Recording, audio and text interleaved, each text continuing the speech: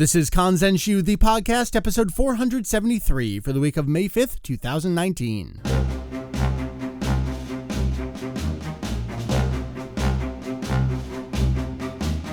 Hello and welcome to Kanzenshuu, the podcast, an extension of the all-encompassing Dragon Ball fan site, Kanzenshuu. We cover anything and everything Dragon Ball in hopes of enlightening and a little bit of entertaining. Hey, my name is Mike. You may see me around as Vegito EX, but Mike is just fine.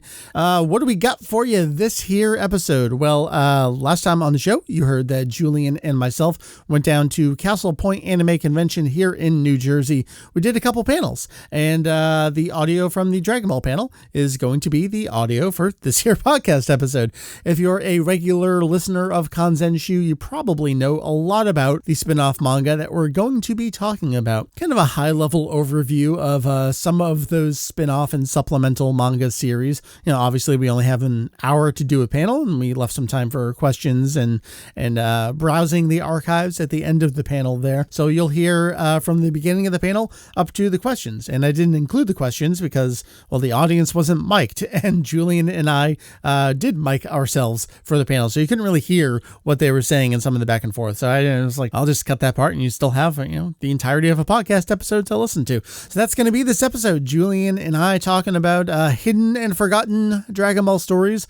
Again, stuff you as a Kanzenshuu listener may know, but I think it was still a good chat, a good time. Thank you to everyone who came out in support of the panel. I already mentioned that last time on the show. Some old friends and new friends alike. It was a good time. So without any further ado, let's get into it, and I'll check you on the flip side to wrap up the show. All right. Hi, everyone. Welcome to our panel here. So I had to give it a title, and we were talking in chat, and I didn't really have a title for it, so I ended up on Hidden and Forgotten Dragon Ball Stories. But what it really is Kanzenshuu rare stuff show and tell. We brought a bunch of cool stuff from our archives to share with you here at Castle Point Anime Convention. Introductions are in order. My name is Julian. You may see me as Saya Jedi on the Kanzenshuu forums and around the internet. I've lived in Japan for about 8 years, and I'm going to be moving back pretty soon. I've been a Dragon Ball fan since high school, and yeah. That was a long time ago. It's too long ago. My name is Mike. I go by Vegito EX online. It was a name I came up with in December 1997, and I haven't changed it since then. So actually, let's talk about who we are and what we do. We're from a website. I don't know if anyone remembers what websites are. It's called Kanzenshuu these days.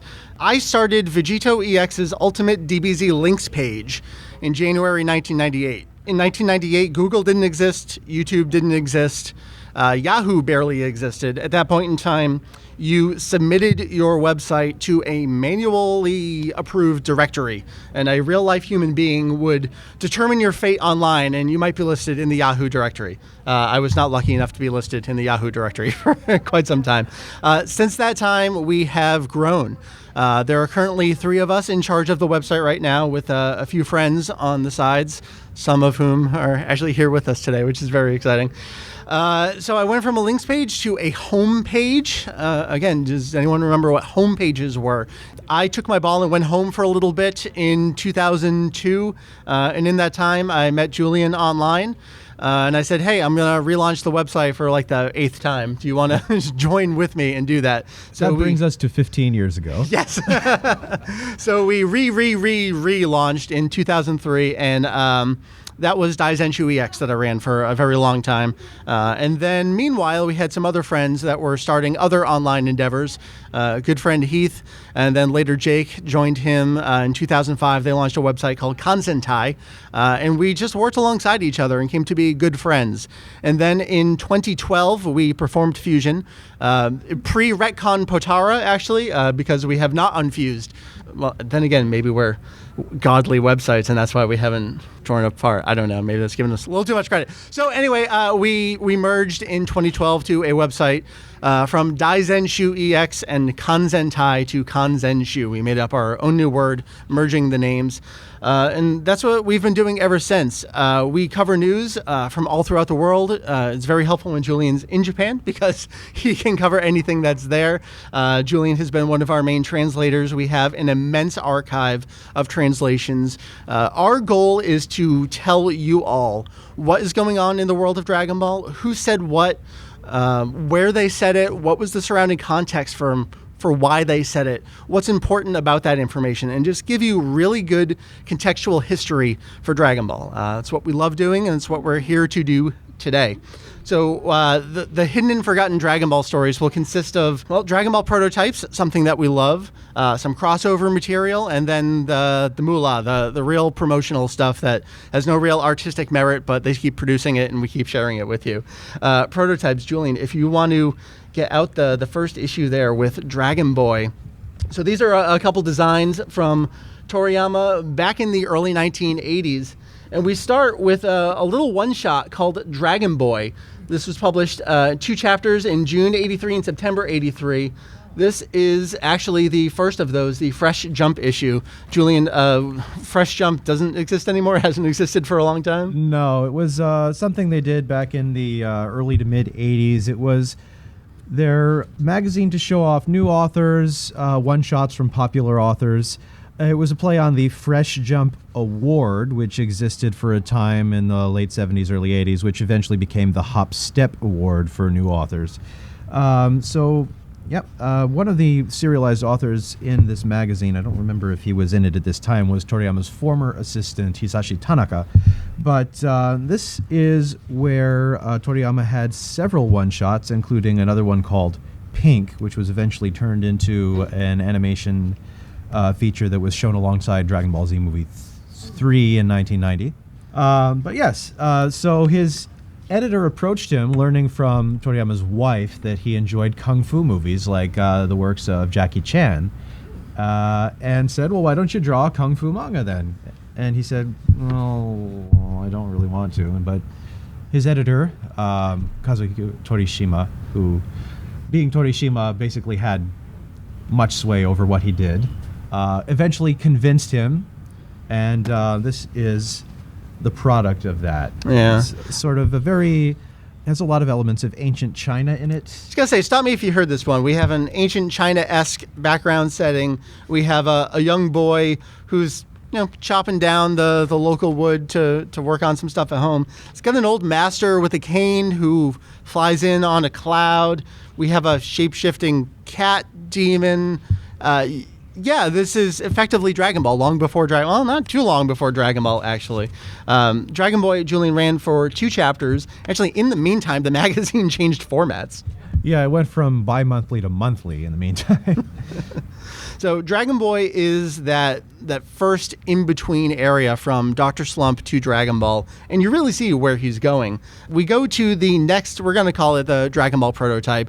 This is the Adventure of Tong Pu. We have capsules that turn into houses. We have a young girl that fires a machine gun upon a young boy when they are first introduced.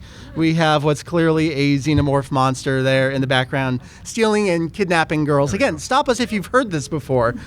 This was something later that year, November 1983. This was in Weekly Shonen Jump, so the same thing that Dragon Ball would be serialized in and Dr. Slump was serialized in.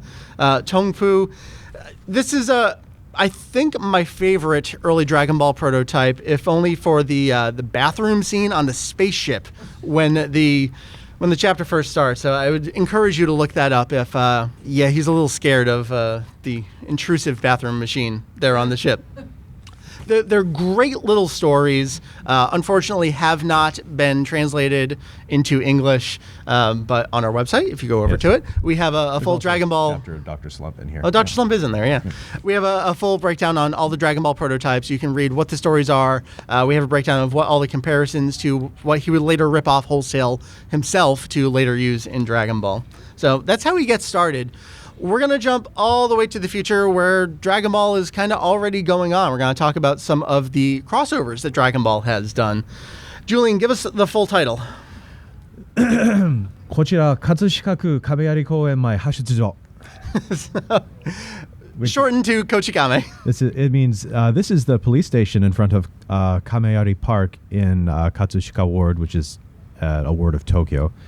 So this is I hesitate to call it a chapter. It's 2 pages. This was done by Kochikame's author within his own manga series. This is the entirety of that chapter right there. Julian, what's a rundown on what's happening here in this chapter? So the the main character of this series, Kankichi Ryotsu, is sort of perpetually down on his luck police officer who's always getting into like get-rich-quick schemes and other harebrained ideas, is learned that he's being transferred, not just out of Tokyo, but out of the country and off the planet. He's unceremoniously dumped even out of the panel and onto planet Namek, where he encounters Frieza and his gang. I would just like to say that Apul is featured here in this comic, and and here he is trying to introduce himself in English, because apparently all foreigners speak English. Speak English, of course, right. So this was March 1990. Dragon Ball had clearly already been going for quite some time at that point. This was in Weekly Shonen Jump and then recollected in the Kochikame Collected Edition. We have a sequel to this, Julian Cho Kochikame. This was for an anniversary? Yes, I believe it was the 30th anniversary of Kochikame, which eventually ran another, 10 years before it finally ended. Yeah, it was only recently. But, so for the 30th anniversary, there was a collection of tributes from other authors, and Akira Toriyama's contribution was this crossover chapter, which sort of expands on that previous two-page crossover into a full story set on Planet Namek. This is the police station in front of Dragon Park on Planet Namek. It doesn't have an actual abbreviation in the chapter, but I guess Kochi Dora or something, I don't know. The thing I really want to talk about in this chapter is Vegeta's involvement. You're going to see why we're building up here. So Ryo-san is there. He's very concerned with where they have parked Frieza's spaceship. He's warning them that they've parked illegally, offering up to give them a ticket, and it expands from there, and eventually the bazooka comes out, and he tries firing. Frieza blasts at Ryo-san, and Vegeta's watching from the sidelines, and he comes to realize that this guy, he's healing instantly, including all of his clothes. That's because he's a gag manga character, and a gag manga character cannot die. So, Nekomajin. Anyone heard of Nekomajin? I feel like this is a recent comic, and then I realized that 2005 is a long time ago. When the last chapter of Nekomajin came out, Julian, we started the podcast. Yes. Later that year. I was 20 years old. Horrifying. So I'm not going to say my age now. Do the math. Nekomajin is absolutely, totally not Dragon Ball in any way whatsoever. We have a couple introductory chapters with magical cats. There are some fights. Julian, he does a couple chapters. Nekomajin is here. Then he does Nekomajin Mike, not to be confused with Nekomajin Mike. And then we transfer over. Actually, he kind of goes in bits and pieces. He jumps back. They're published in wildly different magazines. Just whenever he feels like doing a chapter of Nekomajin, they'll approve it. They'll publish it. And then we get to Nekomajin Z. We have a young boy who's never actually named. And Z himself, who is a Nekomajin wearing a very familiar outfit.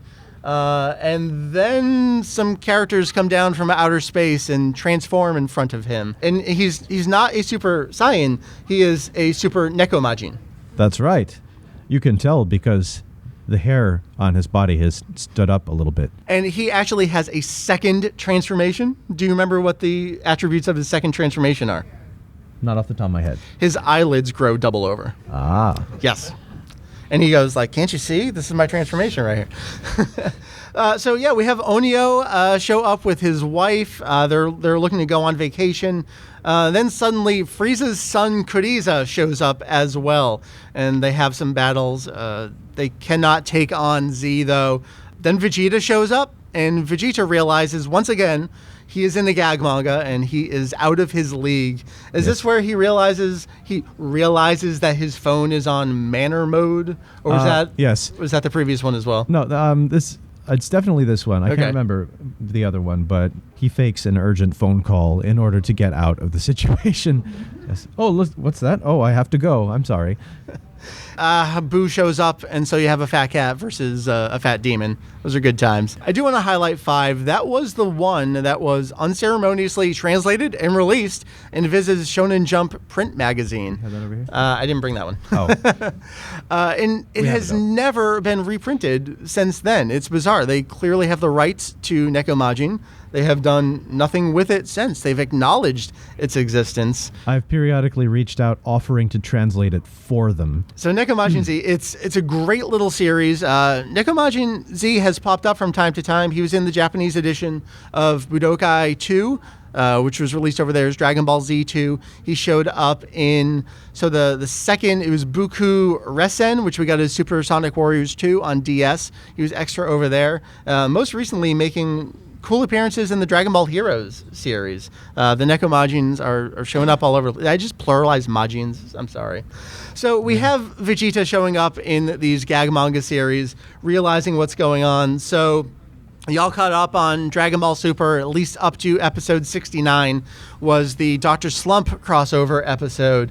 And if you remember what happened here, Vegeta fights Arale, and after decapitating her and then realizing she's a robot, he's headbutted off into the stratosphere, and he vows to never fight a gag manga character ever again. Remains to be seen if that will ever happen again. I truly hope it does. It makes for a good comedic fodder. All right, let's get to the nitty-gritty. This is the promo stuff. All right, I said it earlier, this is the stuff that has no artistic merit. That's not entirely true. Everything is a piece of art. It should be respected for what it is. That being said, they have cards to sell, they have video games to sell, they have magazines to sell. This is all the stuff created in support of it. One of the magazines that we are, I guess you could say, aficionados of and for is something called V-Jump. This started many years ago. So this is what it looks like now-ish. And by now you mean 2011, but still looks the same. Get the big one. It's right on top there. This is one from 1991. Yep. This is part of a 3-issue run from its very beginning, before it was even a monthly magazine. This featured the run of Akira Toriyama's Savings Warrior Cashman, elements of which also reappear in later series, like a certain galactic patrolman. Yeah. There are lots of highlights of other things. Something that we found on a lark looking through this magazine, there's an early promo for what will be Dragon Ball Z Movie 6, except at that time, they didn't have a title for it, or maybe they had a title for it, and all they had was a title for it. They didn't know anything about the plot of the film. They weren't revealing who the villain was, but they were highlighting previous villains from previous movies. It's the fold-out poster, I think, in the very, very front. Oh, is it? Okay. Yeah. So they show Thales, they show Slug, they show Kula, and there's a little bit of text. I'm trying not to break anything. We have 2, so you can destroy this one. It's fine. Julian, can you read the text underneath Thales? Goku's older brother also appeared as an enemy. So, this character is not Goku's brother. It was very widely known at the time that he was not Goku's brother. The movie's own theatrical pamphlet explains that he is not related to Goku in any way. This is just someone had to write something for a magazine, and they threw it in there, and whoops, it got included. And that's the kind of thing that gets oft-cited and kind of misunderstood when it's passed around. That's I think, the quintessential example of the kind of thing we like to show off and explain and give that historical context for. It's very dangerous when it gets passed around outside of that. Yes. This issue also includes a special meta comic about the making of the Dragon Ball Z TV show, drawn by the author of Hell Teacher Nube, which we don't include on here. Yeah. Let's talk about the comic that's in here. So we're going to get to a series later that talks about the card game for Dragon Ball, one of the many card games for Dragon Ball. But Julian, there was collectible cards long time ago in the ancient decade of the 1990s. So what is Hobby Warrior Burn-On Bui? So it's a story about a young boy who, with his Dragon Ball Cardass cards, engages in tournament battles to win this tournament, as seen here. Again, it might sound familiar to something we're going to get to. Yes. This ran in the trial issues, and I don't think has ever been recollected anywhere, and it's just a piece of Dragon Ball manga history that's hanging out there that not a whole lot of people know about. And even if you go on Japanese Wikipedia, it's like there's a title for it, nothing else for it. No, I have a feeling a lot of people don't even remember it exists, even in Japan. One of those things we feel it's our duty. We have to remind people these things existed, and they're important. They were a part of the fandom and the merchandising empire of the time, and we just like to share that stuff. Next up, you can grab the anime special. So, Dragon Ball fans out there, I'm assuming some of you may be Dragon Ball fans, have you heard of the Kanzenshuu, the guidebooks for the series? There are 10 of those. Eventually, there were 10 of those. There have been a variety of other guidebooks for the series printed in Japan. Most recently, we got the Kanzenshuu, which recollected the old guidebooks, added new information. We had GT guidebooks. We've had all sorts of video game guides. This was while the series was still being released, we had these Dragon Ball Z anime special releases. This is the second one right here. They had these incredibly cool, they called them original illustrated stories. First two were printed in these books. These were just supplemental books that were released 1 week in Japan. They weren't guidebooks that were kept in print and on store shelves. It's kind of, you blink and you miss it. Dragon Ball Super actually had one. It was called the Super Start Guide that was only available for a very, very brief time. This is just like that. So we have In the Name of Piccolo Daimao that came out first. What is this one? High Pride, Saya Prince Vegeta? Yes. I believe it is. And then the third one was very different, actually. The third one was released in the anime comic version of the Bardock special. So they just take screenshots and put it in book form.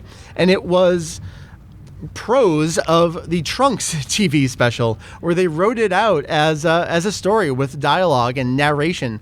And all three of these are kind of like internal monologues of the characters. So Piccolo is explaining his birth and how he goes on inside Vegeta's head as well, which is maybe a little horrifying if you think about that. They're very, very short, but Julian, these are written and illustrated by the production staff. So we have folks like Takao Koyama and Aya Matsui who worked on the television series, and these were just some side projects that they had a chance to do on the side over here. Yes, and so this particular one is written by Takao Koyama and illustrated by Minoru Maeda, who is the first character designer for the Dragon Ball Z television series. If we have some time, and I'm assuming we're going to have some time, you guys are more than welcome to come up and take a look at some of these things. That's why we brought the physical products as well. Yes. Another thing that's in here is Toriyama teaches the basics of illustrating, saying that even Frieza can learn how to draw Dragon Ball characters. So it's got some basic ones here. Yeah. Let's talk about Dragon Ball Heroes. So Dragon Ball Heroes, Super Dragon Ball Heroes World Mission actually just came out on the Switch and PC. Dragon Ball Heroes has been going in Japan for a very, very long time at this point. I think we're in the 8th year of Dragon Ball Heroes. Maybe we're coming up on the 9th. I forget when the exact anniversary is. It's been going for quite some time. So it was actually a relaunch and a rebranding of some previous games they had in Japan. There was the Bakuretsu Impact game. There was Dragon Battlers that was right before it. Really, all of these games are, you get cards. You get cards from playing the game. It'll spit out a card for you. You can buy packs of them. You put them down on the play mat on the game. You move them around. You move your characters. You attack with the cards. And when they rebranded to Dragon Ball Heroes, it really took off in Japan. In Dragon Battlers itself, that was where they debuted Super Saiyan 3 Vegeta and Broly, even before Raging Blast 2 on PS3 and 360. And they just doubled down on the what if stuff for Dragon Ball Heroes, and it's really, really grown from there. One of the first, I would call it like all multimedia blitz campaigns they did was for Bardock, and that was Episode of Bardock. This was 3 chapters and a little bonus that came later in 2011. This was serialized over 3 issues in V-Jump. And so Naho Oishi, who we're not covering her main series, which is Dragon Ball SD. She's kind of gone off to serialization purgatory over in Psycho Jump with that. But she had a chance to do something different with Episode of Bardock here. And the setup for this is, well, what if? What happened after the Bardock TV special? What if actually what happened was he gets sent back in time and he comes up against an ancestor of Frieza? And what if Bardock was the original legendary Super Saiyan, and we have Bardock fighting off against Chilled, and it sure was a story.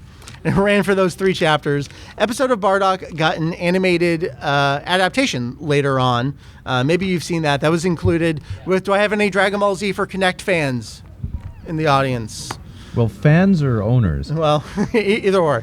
That was the only legitimate release of it over here in America, was on the Kinect game. And the really sad thing is you actually need the Kinect to even navigate the menu on the game, so you can't even just buy the game and expect to watch the feature on it. Yeah, well, true. They saved you from playing the game, they saved you from watching the feature. So maybe that was a good thing. It did get an animated adaptation, again, came out on the game. It's gotten some promotional home releases in Japan. It was included on a bonus DVD. Actually, France, was it earlier this year or toward the end of last year, got a like this really cool steel pack. It was Battle of Gods, Resurrection F, Episode of Bardock, and Plan to Eradicate the Super Saiyans all together in this package. Like, no one else has gotten a home release that you can just go purchase for those two features. They've only been bonus material for other things, and somehow France got them on Blu-ray. People are always asking Funimation, like, why don't you release 2008 Jump Super Anime Tour Special? Why don't you release Episode of Bardock, Plan to Eradicate? Well, it's up for negotiation, clearly. So it's probably just a matter of money and licensing of why this stuff doesn't get just a regular go down to the store, order on Amazon release for it. Episode of Bardock really, really kickstarted the Dragon Ball Heroes marketing insanity. Yes. So Super Saiyan Bardock, and it gets to the point where basically everybody gets yellow hair, and then red hair, and then blue hair, etc. Scars and masks and cracked masks and whatever. So Dragon Ball Heroes Victory Mission. Anyone reading the Dragon Ball Super manga by Toyotaro? It's published in V-Jump. Viz is serializing it for free on their website each month. This is where Toyotaro got his start. Does anyone remember the old Dragon Ball AF fan manga series that were created in Japan? We've had a few. We had one created by Toyble. We had a separate one created by Young Gigi. Toyotaro got his start working on fan manga, and there's a little bit of a discrepancy in the story of how he truly got started professionally. We have a quote recently of how he approached Shueisha with his story. It seems clear that they were looking at the fan manga scene and said, hey, you're doing cool stuff. Would you like to come work for us? Oh, by the way, please change your name so we're not advocating for intellectual property issues here. So Dragon Ball Heroes Victory Mission, this ran in V-Jump for a long time. So again, think about Episode of Bardock was 2011. Victory Mission gets going in very late 2012 in V-Jump. The first chapter is 2 pages. Beat is the hero male Saiyan avatar character. He shows up and he does a fight against Janemba Baby on the next page. Yes, that is Janemba from Movie 12 Infected with Baby from Dragon Ball GT. This is the stuff Dragon Ball Heroes does. It's 2 pages. It's not even a story. It's just the setup for a story. The series continues. We go 2 pages, 2 pages, 4 pages, 5 pages, 3 pages, 7 pages, and suddenly it expands to the mind-numbing 15-page range as it gets going. Victory Mission is fascinating because it's 2 pages in the back. Like when it started, it's so far in the back they didn't. There we go. Think anyone would care about it. It somehow magically turns into a real earnest series. Somewhere around chapter 10 a little bit, and then around chapter 16 for sure. Our most recent podcast episode on our site, we talked with a good friend Ian who's been following the series for a little bit as well. It was all about this series, so I would definitely recommend checking out that episode. I'll give you a little bit of a spoiler. I mean, the series is not released in English. You really have no way to go read it, so spoilers for a few years old series that you can't read anyway. Dragon Ball Heroes Victory Mission is the real Dragon Ball AF. It is a post-GT world in the real world. It is amazing. It is fascinating. And then they ran up against the release of things like Battle of Gods and Resurrection F. It's like, oh God, what do we do with this? We're still going with Dragon Ball GT material. So let's tell you what happened to Toyotaro and his manga. It was announced after its 28th chapter that Victory Mission was going on hiatus for a little bit. And then the very next issue, they announced that Toyotaro would be working on something new, and that was going to be an introductory manga adaptation of Resurrection F, which wasn't out yet at that time. So this ran in the February to April 2015 issues, or months, of V-Jump. So it ran right up to the release of the movie itself. And over these 3 chapters, we basically get up to the fight against Frieza as it's getting going, so we don't get any of the transformations. Nope. But it really felt like, all right, take a break. We need to promote this movie, get going with this. Then everything fell apart, but we'll talk about that in a little bit. But going back to the Dragon Ball Super manga, you may notice that there was no Resurrection F arc in the manga. This is actually why. Earlier that same year, in that same magazine, he told half the story of that movie. So the readers of V-Jump would have just read it already. And unfortunately, that doesn't affect anyone else worldwide because we weren't getting any of that stuff. So it's a little unfortunate that the Dragon Ball Super manga doesn't live as a complete product for that purpose, but this is at least the explanation why. And Toyotaro takes those opportunities, the in-between pages. You probably see the fun little illustrations he does. They're in the collected edition. You need odd, even pages. So, you finish a chapter, you've got an extra page. He does a little doodle in between those pages. I hate taking snipes at official companies, but Viz unfortunately really, really messed up the explanation, which is in the Dragon Ball Super manga for this.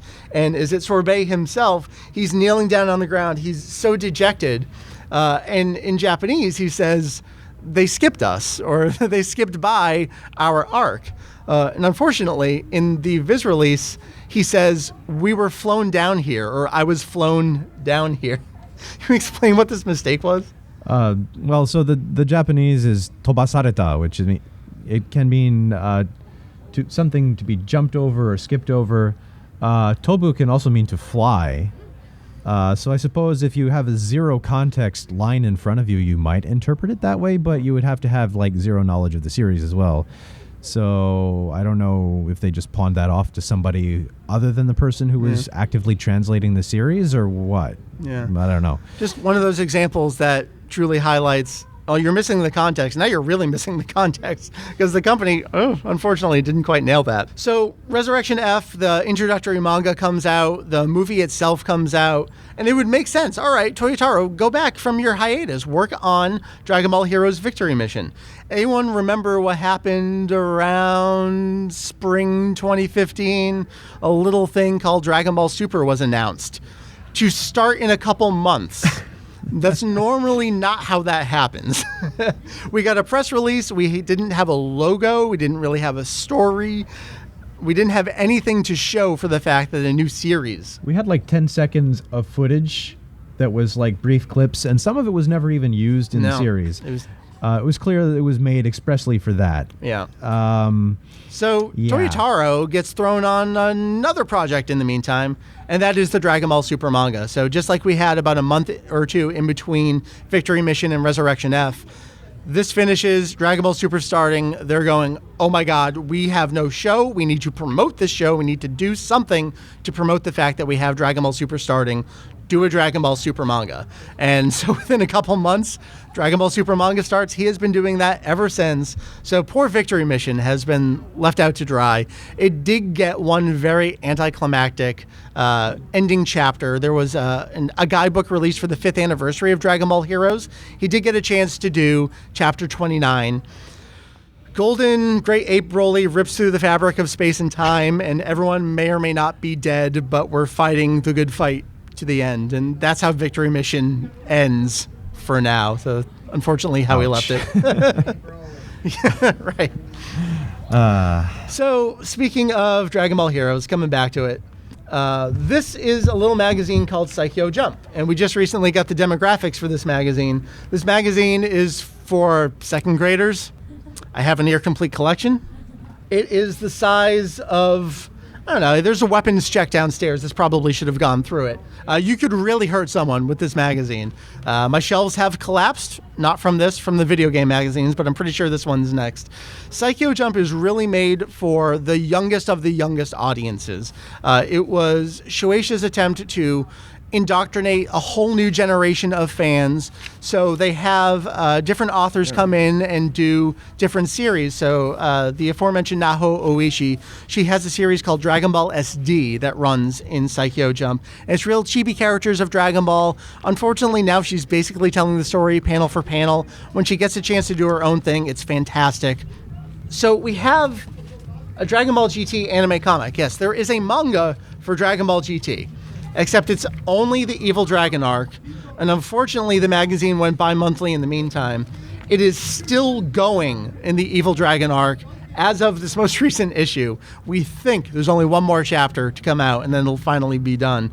Yes. So but Dragon Ball GT, Dragon Ball Heroes, what's the connection? Well, so Dragon Ball Heroes started its Galaxy Mission arc, and then it went on to its Evil Dragons arc, both of which heavily incorporated material from Dragon Ball GT.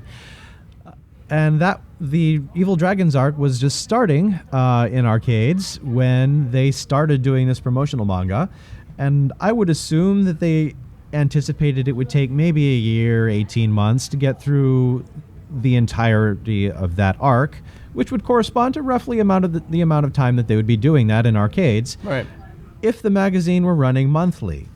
And then a few issues in, they decided, well, I guess it's not selling well enough. They're going to do it every other month. So it's continued moving on, and Dragon Ball Heroes is well past all of that material. But I guess they feel a duty to just keep running it. And after all, it's just screenshots with text over top of it. So it's not too hard to put together month after month. My theory is there's just a lone, underpaid salaryman sitting in the corner that just puts together the GT anime comic every other month. No one told him to stop. It's like Office Space. He's downstairs. They took his stapler away, but they didn't take his GT DVDs away, so he's still putting it together every other month. And it's finally going to be done. I'm very excited to finally be done with Dragon Ball GT anime comic. Psycho Jump serializes so much Dragon Ball stuff, though. There's, I think, 5-ish Dragon Ball manga running in it right now. This one has been over for a while. Anyone play Dragon Ball Fusions on 3DS? It was I'm very close to saying it's my favorite Dragon Ball game. I played through it in Japanese. He's the one who can speak Japanese, not me. Played through it in Japanese, immediately replayed through it in English, and I just wrapped up another playthrough in Japanese for some other projects we're doing. I adored that game. And so they announced that it was going to be getting a manga adaptation as well. We recently did a couple podcast episodes about this. Dragon Ball Fusions, it started in Japan with a big announcement that we're going to take your designs, your submissions for fusing a couple characters together. And this is going to be so big that we're going to include it in this special manga project. That never happened. The manga came out, but no one's designs were ever included in there. Ultimately, they were included in the game, which was very cool, except for the fact that in the international edition, they were unlockable through QR codes. Don't know if you've noticed, there's no QR code functionality in the American release of the game. So they've been relegated to Japanese releases, unfortunately. The manga series ran for about a couple years there in Psycho Jump. 13 chapters, got some bonus material along the way. It roughly follows the plot of the game. Selza shows up a little earlier than he did over in the game. And that's my boy right there. That is Saibai King. That is the fusion of multiple Saibai men put together. He's an amazing character. He has maybe 5 lines of dialogue in the game, but I just adore him. And you can fuse him with a whole bunch of other characters and make the wackiest things in the world. And he was included in Dragon Ball Fusions, the manga, only to be killed the next page by Piccolo. So it was very, very unfortunate, but we did have a chance to see him on the printed page. So that was Dragon Ball Fusions.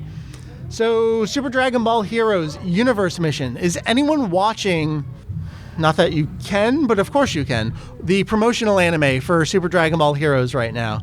They're releasing these episodes for free online every couple months, roughly following the plot of the arcade game right now. There's a longer story there about how Bandai approached Shueisha and Toei in roughly 2008 and said, we'd love to do a new show. And Toriyama said, absolutely, I am not doing a new show. All right, what do we do instead? So Toriyama's editor, Kazuhiko Torishima, said, why don't you just cut up the old show and put that on TV? And that's how we got Dragon Ball Kai instead. So this kind of feels like the consolation prize for Bandai Namco all these years later. They get a promotional anime. It also kind of feels like the consolation prize for Tadayoshi Yamamuro, who is now no longer the main character designer for Dragon Ball Heroes. That's true. You want to do Dragon Ball Super, rather. Do a brief aside on that. Yes. So y'all saw Battle of Gods, saw Resurrection F, saw the Dragon Ball Super TV series. There are people in charge of all aspects of the production. There's one man in particular. His name is Tadayoshi Yamamuro. He was the third character designer, animation supervisor during the course of the original Dragon Ball Z TV series, worked on all the movies. He's been in charge of the animation for Dragon Ball, like the anime look of Dragon Ball. That is Yamamuro for all these years. Well, that ended recently. You see Dragon Ball Super Broly? See how very, very different that film looks. And in many ways, it looks like the 90s again. Yamamuro was probably asked and or not told, you will not be working on this film. They held open auditions for a new animation director. And so now Hiro Shintani took it over. Julian Yamamuro's consolation prize is he gets to work on this, yep. Not the manga, but the TV show. So branching off from that, we have this comic book adaptation of the same arc, which is not consistent with the animation. The manga is different from the promo anime, which is different from the arcade game. So you have like 3 versions of the story all existing out there. But if you're playing World Mission right now, if you've been following along with the promo anime, you may have seen Cumber. Hearts most recently showed up, played by Takehito Koyasu. So excited to finally have him in Dragon Ball. And now we have another new character called Lags. It's an anagram of glass. She fights with glass. A little on the nose there, but so this is the manga that's telling that story. And this is serialized in Saikyo Jump. This is the most recent thing. Well, one of the most recent things that's been going on. This is done by Yoshitaka Nagayama, who started... What's a charisma? I guess let's start there. Oh, okay, so that's like a young up-and-comer. Like us, right? Sure. All right. And this is now also the name that they give for these, what they also call battle navigators, who are these real-life mascot characters who guide kids through the rigors of Dragon Ball Heroes, the card game.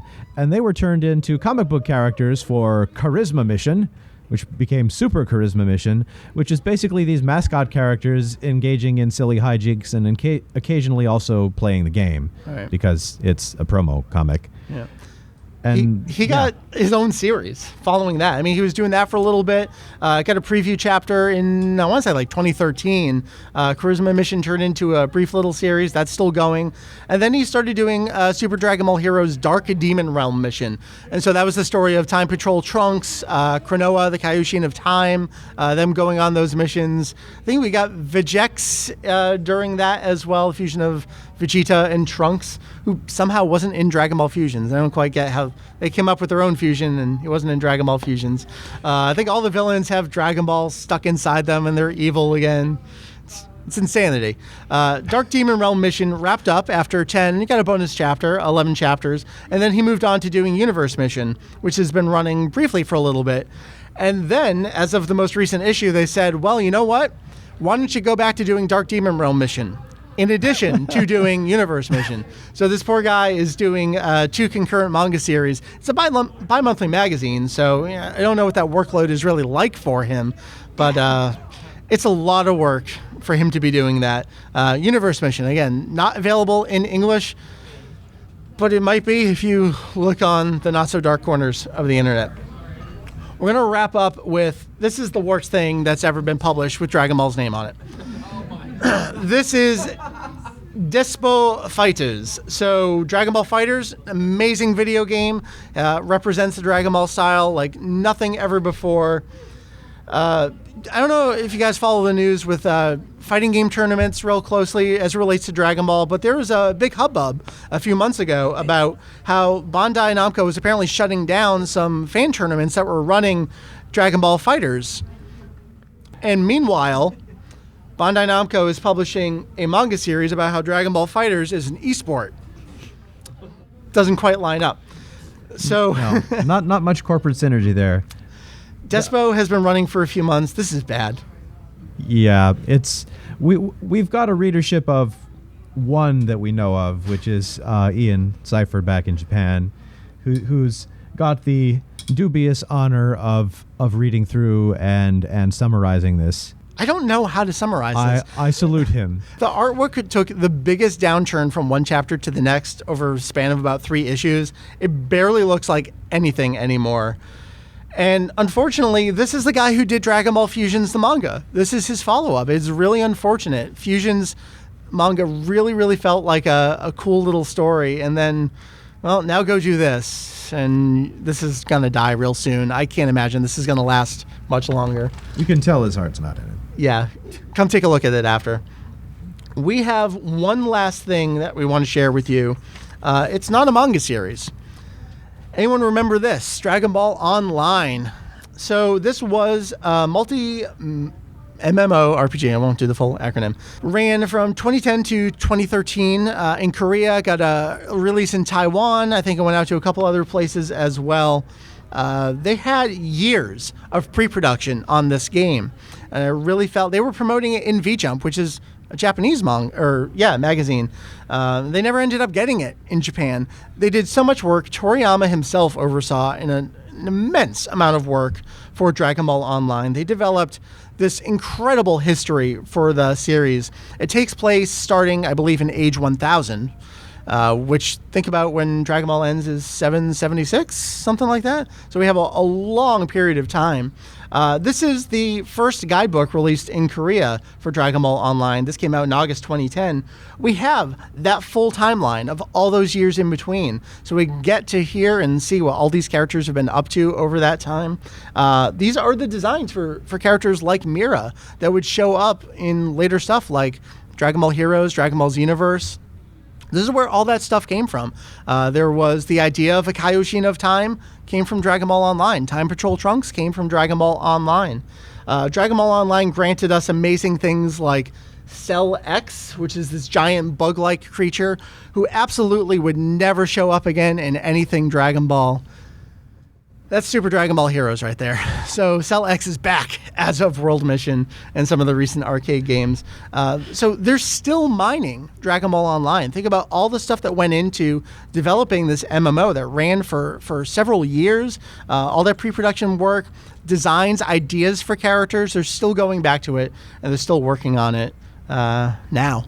And luckily, I was able to get that Korean guidebook. Our friend Jake has the Taiwanese guidebook, which has designs for anyone who plays Universe 2 out here. The character Few, who showed up recently, he was originally developed for Dragon Ball Online, never showed up in Dragon Ball Online. He was actually developed as a baby for Dragon Ball Online, and they redeveloped him into this kind of adult character. Kappei Yamaguchi actually plays him these days. So we're finally getting all these voice actors who never had a chance during Dragon Ball's heyday to kind of come in and play some of these characters. Dragon Ball Online, still going. Not quite dead in 2013. We're going to wrap there because we can see what time it is. We would love to take any questions that you have, and while we're breaking up, to take a look at some of this material as well. We've seen it all. We've heard it all. So if you have any questions about Dragon Ball's production story, Thank you to the staff of Castle Point Anime Convention, most particular the folks who found a table for us to set up on. Tables were in short supply there at the convention. We definitely appreciated having a table to put everything on top of and sit at to conduct the panel. Good times. What else we got coming for you? Well, in the podcast feed specifically, what the plan is well, we did a Dragon Ball panel, and then Julian and I did a panel about podcasting itself. It's not really about Dragon Ball, but I really have nowhere else to put it. So I figure I'm just going to dump it in the podcast feed as a bonus episode. If you want to listen to it, if you think it's interesting, you can kind of hear what Julian and I think about what goes into a show, what we think makes a good show. You get that inside baseball on it. So if you're a podcast subscriber, if you actually subscribe to the podcast, which is something we talk about during the panel, you will automatically get that in your feed and you can enjoy it hopefully later this week. Other than that, www.kanzenshuu.com. That is kanzenshuu.com. I have been Mike. Thank you to Julian for coming on down to the panel. Thanks again to Castle Point Anime Convention for having us. We will see you next time. Thank you much. Have a great week. See ya.